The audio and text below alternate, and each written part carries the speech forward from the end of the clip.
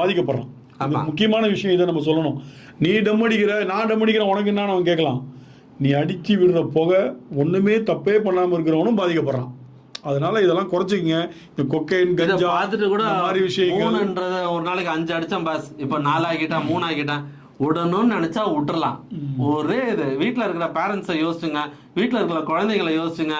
நம்மளை என்ன வேணா சொல்லிங்க, நாங்கள் இது மாதிரி பல சப்ஜெக்டோட பல இன்ட்ரெஸ்டிங்கோட மேட்டரோட மக்கள் என்ன நினைக்கிறாங்க, உண்மையிலேயே கமிஷனர் ஆஃபீஸில் என்ன நடக்குது, டிஜிபி ஆஃபீஸில் என்ன நடக்குது, அறிவாலய வட்டாரம், கமலாலய வட்டாரம், அரசியல் செய்திகள் எல்லாம் கலந்து இருக்கிறத உள்ளது உள்ளபடி சொல்றது தான் ப்ளூ பிக்ஸோட ஒரு மெயின் அஜெண்டா. வேற எதுவும் கிடையாது.